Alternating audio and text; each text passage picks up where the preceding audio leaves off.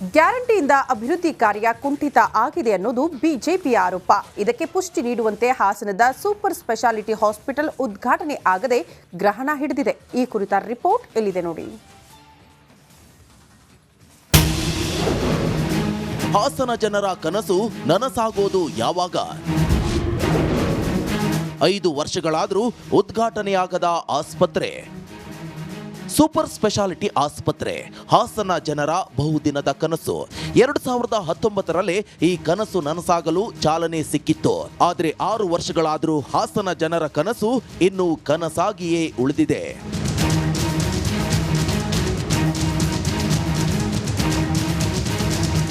2019ರಲ್ಲಿ Hassan super special ಆಸ್ಪತ್ರೆಗೆ 57 ಕೋಟಿ ವೆಚ್ಚದಲ್ಲಿ ಚಾಲನೆ ನೀಡಲಾಗಿತ್ತು. ಮೈತ್ರಿ ಸರ್ಕಾರದ ಅವಧಿಯಲ್ಲಿ ಹಾಸನ ಉಸ್ತುವಾರಿ ಸಚಿವರಾಗಿರುವಂತಹ ಎಚ್.ಡಿ. ರೇವಣ್ಣ ಕಟ್ಟಡದ ಕಾಮಗಾರಿಗೆ ಕಾಯಕಲ್ಪ ಕಲ್ಪಿಸಿದ್ರು. ಆದ್ರೀಗ ಈ ಆಸ್ಪತ್ರೆಯ ಕಾರ್ಯಾರಂಭಕ್ಕೆ ಅನುದಾನದ ಕೊರತೆ ಎದುರಾಗಿದೆ.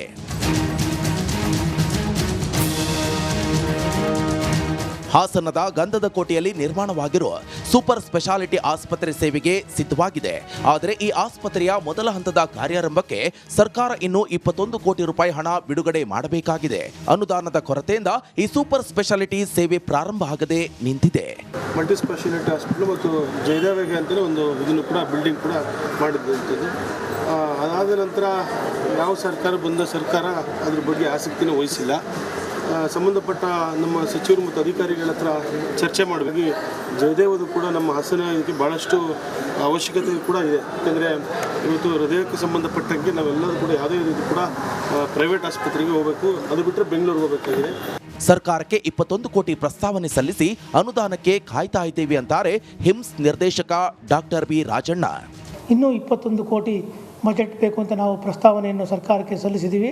ಅದು ಏನಕ್ಕೆ ಅಂದರೆ ಕೆಲವು modular theatre, gas pipeline, sewage, ಲಿಫ್ಟ್ಗಳು ಬೇಕು. ಅದು ಅಂಶಗಳು. ಪರಪ್ಪನ ಅಗ್ರಹಾರ ಸೇರಿರೋ ಬಿಜೆಪಿ ಶಾಸಕ ಮುನಿರತ್ನ ಒದ್ದಾಡ್ತಿದ್ದಾರೆ. ಒಂದ್ ಕಡೆ ಜಾಮೀನು ಅರ್ಜಿ ವಿಚಾರಣೆ ನಡೆಯಲಿದ್ದು, ಇನ್ನೊಂದು ಕಡೆ ಎಂಎಲ್ಎ ವಿರುದ್ಧದ ಪ್ರಕರಣಗಳು ಎಸ್ಐಟಿ ವಶಕ್ಕೆ ನೀಡುವ ಸಾಧ್ಯತೆ ಇದೆ. ಈ ಕುರಿತ ಒಂದು ರಿಪೋರ್ಟ್ ಇಲ್ಲಿದೆ ನೋಡಿ.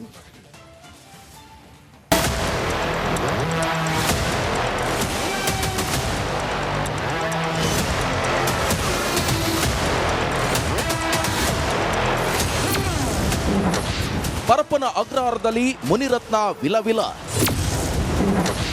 ಎಂಎಲ್ಎ ವಿರುದ್ಧದ ಕೇಸ್ ಎಸ್ಐಟಿಗೆ ಶಿಫ್ಟ್ ಸಾಧ್ಯತೆ.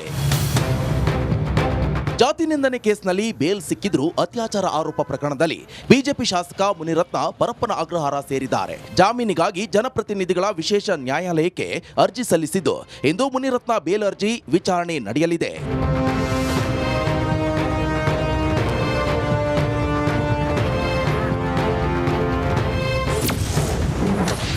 4 ಪ್ರಕರಣಗಳು ಎಸ್ಐಟಿಗೆ ಹಸ್ತಾಂತರ. ಮುನಿರತ್ನ ವಿರುದ್ಧದ 4 ಪ್ರಕರಣಗಳು ಎಸ್ಐಟಿಗೆ ವರ್ಗಾಯಿಸಲಾಗಿದೆ.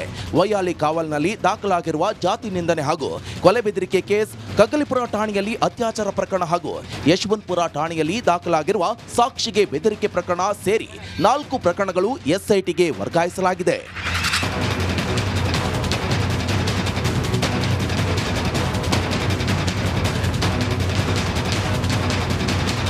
ಇತ್ತ ಮುನಿರತ್ನ ಇಂದು ಎಸ್ಐಟಿ ವಶಕ್ಕೆ ಪಡೆಯುವ ಸಾಧ್ಯತೆ ಇದೆ.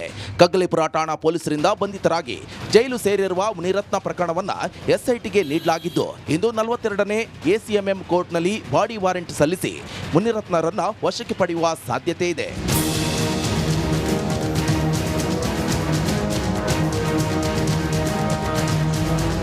ಒಂದಲ್ಲ ಎರಡಲ್ಲ 4 ಕೇಸ್ಗಳಲ್ಲಿ ಬಿಜೆಪಿ ಶಾಸಕ ಮುನಿರತ್ನ ತಗ್ಲಾಕೊಂಡಿದ್ದು, ಅದರಿಂದ ತಪ್ಪಿಸಿಕೊಳ್ಳಲು ಒದ್ದಾಡ್ತಿದ್ದಾರೆ. ಆದರೆ ಇದರಿಂದ ಅವರಿಗೆ ರಿಲೀಫ್ ಸಿಗುತ್ತಾ ಅಥವಾ ಈ ಪ್ರಕರಣಗಳಿಂದಲೇ ಲಾಕ್ ಆಗ್ತಾರಾ ನೋಡಬೇಕು. ನಾಗರಾಜ್, ರಿಪಬ್ಲಿಕ್ ಕನ್ನಡ, ಬೆಂಗಳೂರು.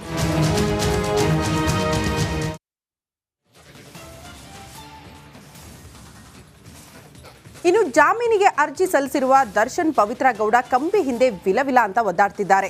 ಇವತ್ತು ಕೋರ್ಟ್ ಮುಂದೆ ಬೇಲ್ ಅರ್ಜಿ ವಿಚಾರಣೆ ಬರಲಿದ್ದು, ಏನಾಗುತ್ತೆ ಅನ್ನೋ ಢವಢವ ಕೂಡ ಶುರುವಾಗಿದೆ ಅಂತೆ. ಈ ಕುರಿತ ರಿಪೋರ್ಟ್ ಇಲ್ಲಿದೆ ನೋಡಿ.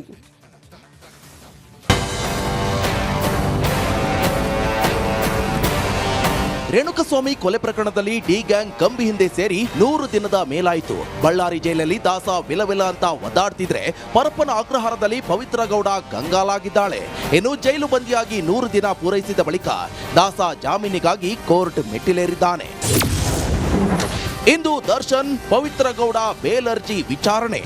ಇಂದು ದಾಸ ಮತ್ತು ಲಿಪ್ಸ್ಟಿಕ್ ರಾಣಿ ಪವಿತ್ರ ಗೌಡ ಜಾಮೀನು ಅರ್ಜಿ ವಿಚಾರಣೆ ನಡೆಯಲಿದೆ. 57ನೇ ಸಿಸಿಎಚ್ ನ್ಯಾಯಾಲಯದಲ್ಲಿ ವಿಚಾರಣೆ ನಡೆಯಲಿದ್ದು, ಮೊದಲಿಗೆ ಪವಿತ್ರ ಗೌಡ, ಎರಡನೇದಾಗಿ ದರ್ಶನ್ ಜಾಮೀನು ಅರ್ಜಿ ವಿಚಾರಣೆ ಬರಲಿದೆ. ಇನ್ನು ಕೊಲೆ ಆರೋಪಿ ಕಾರ್ತಿಕ್ದು ಇಂದೇ ಬೇಲ್ ಅರ್ಜಿ ಆದೇಶ ಹೊರಬೀಳಲಿದೆ. ಒಟ್ನಲ್ಲಿ 3 ಜಾಮೀನು ಅರ್ಜಿಗಳು ಇಂದೇ ವಿಚಾರಣೆಗೆ ಬಂದಿದ್ದು, ಕೊಲೆ ಆರೋಪಿಗಳಿಗೆ ಬೇಲ್ ಸಿಗುತ್ತೋ ಸಿಗಲ್ವೋ ಅಂತ ಢವಢವ ಶುರುವಾಗಿದೆ. Nagaraj, crime bureau, Republic Kannada.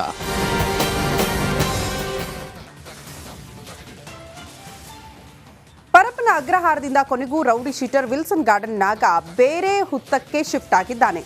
ಇದರ ಡಿ ಗ್ಯಾಂಗ್ ಛಿದ್ರವಾದಂತೆ ನಾಗಾ ಪಟಾಲಂ ಕೂಡ ಬೇರೆ ಬೇರೆ ಜೈಲಿಗೆ ಶಿಫ್ಟ್ ಆಗಿದ್ದಾರೆ. ಈ ಕುರಿತ ಒಂದು ರಿಪೋರ್ಟ್ ಇಲ್ಲಿದೆ ನೋಡಿ.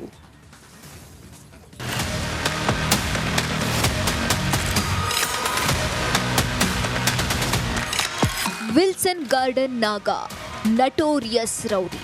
ಪರಪ್ಪನ ಅಗ್ರಹಾರದಲ್ಲಿ ನಂದೇ ಹವಾ ಅನ್ನೋ ಹಾಗೆ ಇದ್ದ. ಇಂತಹ ರೌಡಿ ಶೀಟರ್ ನಾಗ ಇದೀಗ ಬೇರೆ ಹುತ್ತಕ್ಕೆ ಶಿಫ್ಟ್ ಆಗಿದ್ದಾನೆ. ಇನ್ನು ಸೆಂಟ್ರಲ್ ಜೈಲಿನಲ್ಲಿ ದರ್ಶನ್ ರಾಜಾತಿಥ್ಯ ಪ್ರಕರಣ ಬೆಳಕಿಗೆ ಬಂದ್ಮೇಲೆ ಈ ನಾಗನ ಮತ್ತಷ್ಟು ಅಸಲಿಯತ್ತು ಬಯಲಾಗಿತ್ತು.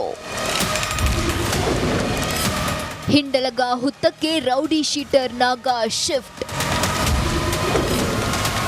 ಡಿ ಗ್ಯಾಂಗ್ನಂತೆ ನಾಗನ ಪಟಾಲಂ ಚಿತ್ರ. ಬೆಳಗಾವಿ ಹಿಂಡಲಗ ಜೈಲಿಗೆ ವಿಲ್ಸನ್ ಗಾರ್ಡನ್ ನಾಗನನ್ನ ಶಿಫ್ಟ್ ಮಾಡಲಾಗಿದೆ. ಪರಪ್ಪನ ಅಗ್ರಹಾರದಿಂದ ನಾಗನನ್ನ ಮಾಧ್ಯಮಗಳ ಕಣ್ತಪ್ಪಿಸಿ ಕರೆದೊಯ್ಯಲಾಗಿದೆ. ಯಾವುದೇ ಮಾಹಿತಿ ನೀಡದೆ ಈತನನ್ನ ಸ್ಥಳಾಂತರ ಮಾಡಲಾಗಿದೆ. ಅಲ್ಲದೆ ಈತನ ಪಟಾಲಂ ಕೂಡ ಡಿ ಗ್ಯಾಂಗ್ನಂತೆ ಛಿದ್ರವಾಗಿದೆ. ವಿಲ್ಸನ್ ಗಾರ್ಡನ್ ನಾಗ ಸೇರಿ 20 ಜನ ಸಿದ್ದಾಪುರ ಮಹೇಶ್ ಕೊಲೆ ಪ್ರಕರಣದ ಆರೋಪಿಗಳು. ಇವರೆಲ್ಲರೂ ಇದೀಗ ಬೇರೆ ಬೇರೆ ಜೈಲಿಗೆ ಶಿಫ್ಟ್ ಆಗಿದ್ದಾರೆ.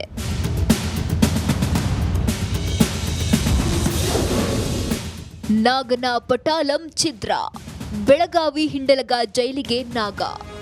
Grace Walter, Velu, Manohar.